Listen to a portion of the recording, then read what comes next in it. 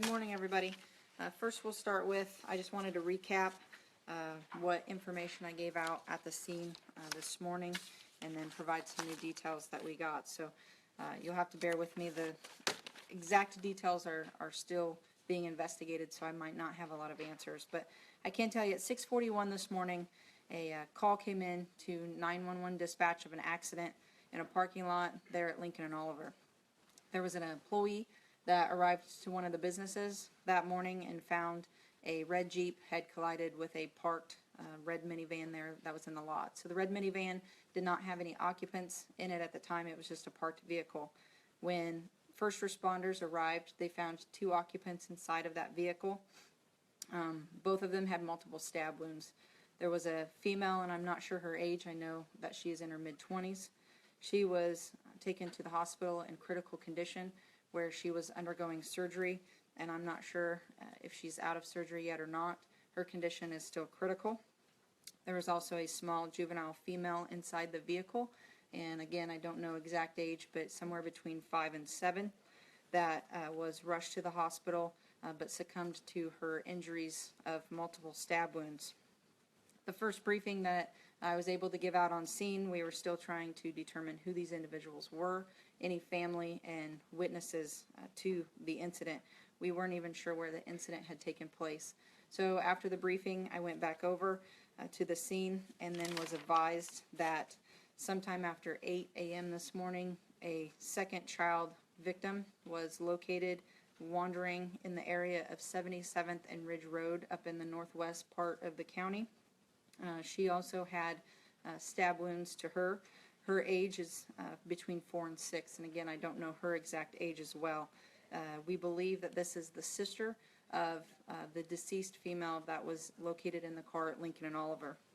So we learned somehow, I don't know how investigators learned, again, this is all still just coming in, that a person of interest in the case was Hassan Wright, which we gave to the media, and pictures were put out as a person of interest that we were looking for in this case. We advised that he was considered armed and dangerous, and because of you guys, the media, and our exposure of his picture, a citizen had called 911 soon, probably within the last, I think, 30-45 minutes or so. Again, I don't know the exact time. A citizen called 911, saw his picture in the media, and said that he was in the area of 55th Street South and Broadway. Officers responded to that scene and were able to take him into custody and transport him to investigations. In the meantime, I've been also advised that we are looking for a black male named Antonio Ray, A-N-T-O-N-I-O, last name Ray, R-A-Y. Black male, date of birth of 1/2/89. I provided pictures to the media as this. He is also considered a person of interest and should possibly be considered armed and dangerous as well. So again, we would ask for our citizens of this area to be vigilant and call 911. If you know where he is, do not approach him. Please call 911, and investigators will come out and locate him. So right now, like I said, I don't have much to give out, but that's what we have to give out. And I don't know the condition of the little female that was found at 77th and Ridge. I know that she was transported to the hospital with injuries of stab wounds.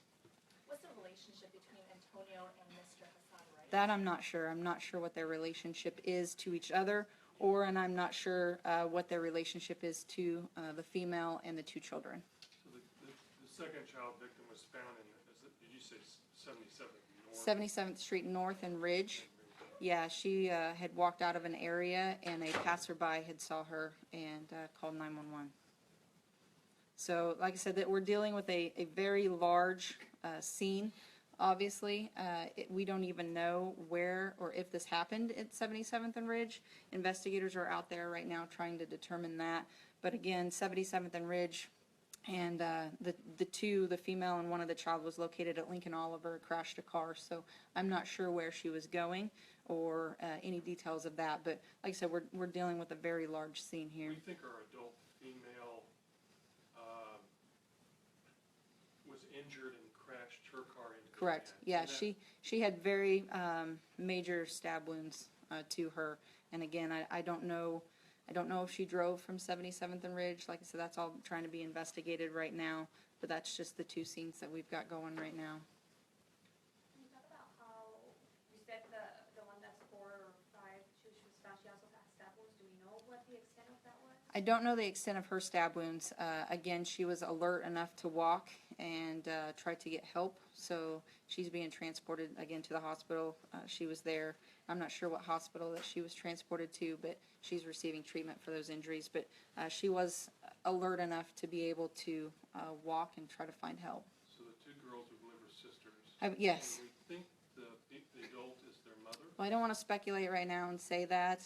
That's something that we're definitely looking into, yes.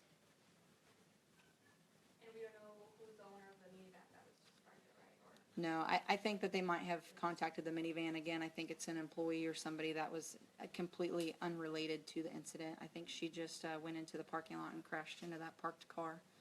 can you again tell us, Sure. obviously we were looking for Mr. Hassan Wright. Mhm. He has since been located. Can you again explain how he was apprehended at Sure. 55th and Broadway? Yeah. Again, an alert citizen, thanks to you guys, the media, and the quickness that all of us, I think, were able to put out his picture. A anonymous citizen called 911 and told investigators that he would possibly be at this location. Officers responded to this location and were able to take him into custody without incident. So he was cooperative? That I don't know if he was cooperative or not, but there was no incident when he was arrested. Can you confirm if he's the same Hassan Lamont Wright who's listed on the state offender registry as a registered sex offender? That I can't. I just have Hassan Wright and the picture that we put out. Can you release his DOB to help us cross-reference? Sure. Yeah. As soon as I get done here, I'll have to look him up. But yeah, we can release his date of birth. Earlier, I think you said he was 47, correct? I'm not sure. Like I said, I'm just going off of some handwritten notes here, so I apologize. But But again, that's we don't know where the original scene is. at this correct. point. Yeah. Do you, Sergeant, if the public has any more information on this, what numbers do you want to call besides 911? 911, please, right at this point, since investigators are currently working and moving about the city building, 911 would be the best way to call. One more time, can Sure. you tell us about this individual that you just showed us a photo of? What's he considered?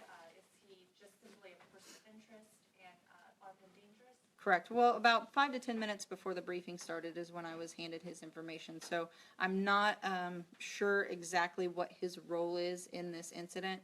They do want to speak to him. They said that he is a person of interest in this case. Again, like I said, we have Hassan and then Antonio. Hassan has been taken into custody.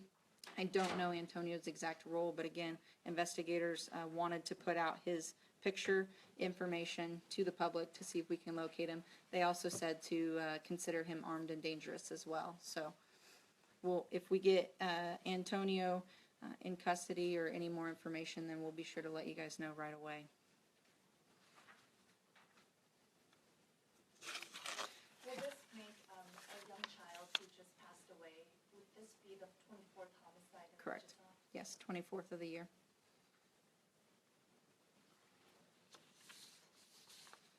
I know I want to switch gears just a little bit, but I wanted to give you guys some updates on some other information that we were going to talk about this morning. We have a case update on the shooting that occurred in the 100 block of North Cleveland. That incident occurred on the 29th of October. Officers have arrested a 19-year-old male in connection to that shooting.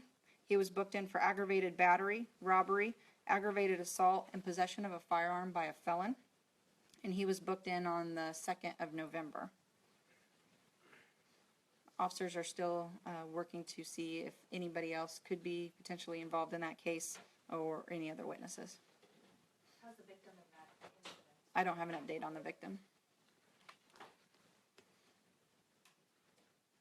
Also wanted to give a case update on the shooting that occurred in the 1000 block of West McCormick. That shooting occurred on November 1st. Officers arrested a second suspect in connection to that shooting. A 17-year-old male was booked into the juvenile intake facility. He was booked for robbery and aggravated battery. So there's 2 individuals total arrested on that shooting. And when was that shooting again? The shooting on McCormick occurred on November 1st. Can you tell us again, the individuals that were previously booked? That I don't have, sorry. There was one adult male, I believe, that was booked that night. Booked for attempt robbery, I believe, if I remember right. And then the 17-year-old was located. And then just quickly, I wanted to give out some information on some streets that are going to be closed this weekend because of the toy run. So the 2016 toy run is this Sunday, and there will be many motorcycles traveling all throughout Wichita. So we please advise all drivers to watch the roads and watch out for the motorcycles that will be traveling. Broadway will be shut down, and people traveling east and west will not be able to cross Broadway from Douglas all the way north to the city limits between 12:30 and 4 p.m. on Sunday. The alternative way would be to use Kellogg or I-235 or K-96 to travel from the east side of town to the west side of town. And Douglas will also be closed from McLean to Broadway and McLean from Douglas to Maple. Again, this is the toy run. Many hundreds of motorcycles will be traveling on the road that day, heading north past the city limits. So please be very vigilant of the motorcycles and take a couple extra minutes to get to your location. You said 12:30 to what on Sunday, I'm sorry? 12:30 to 4 on Sunday approximately. The roads will be opened up as soon as all the motorcycles have passed, so that could be anywhere between 12:30 and 4. Obviously closer to Lawrence Dumont Stadium, they'll be open sooner than north of the city limits. But they will be traveling on Broadway. All 4 lanes will be blocked.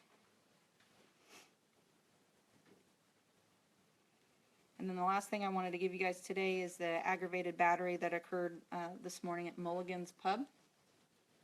That case number is 16C77447, 16C77447, an aggravated battery in the 8300 block of East 32nd Street North. This occurred on November 4th at approximately 1 a.m. On November 4th at approximately 1 a.m., officers were dispatched to a shooting call at Mulligan's Pub in the 8300 block of East 32nd Street North. Upon arrival, officers made contact with a 31-year-old female who had a laceration to her face and other facial fractures. The victim was transported to an area hospital in critical condition. During the investigation, it showed that the victim was involved in a disturbance at the pub and went out into the parking lot where unknown suspects struck the victim several times. There was an unknown male suspect in the parking lot that fired 1 to several shots from a firearm. Witnesses reported hearing 1 or 2 more shots fired, or a total of 1 to 2 shots fired. There were no injuries from the gunfire. Witnesses on scene believe that the suspect was firing into the air. Suspect 1 is described as an unknown race male, approximately 5'6" in height, 130 pounds, long black hair, and a teardrop tattoo on his left eye. And suspect 2 is an unknown white male with long blonde hair, and that's the only suspect description that we have at this time. We do have a video that obviously all the media also has too that's been put out, so we would say to view that, and if anybody has any information on the suspects, to call 911 or the Wichita Police Department.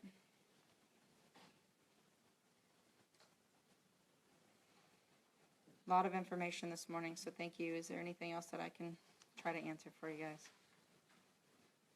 Again, if we have any more updates, I will let you guys know immediately, and we will meet again. But right now, there's no other scheduled briefing for the homicide incident this morning. But if we get any more information, or if we get Antonio located, we'll let you know right away. Thanks, guys.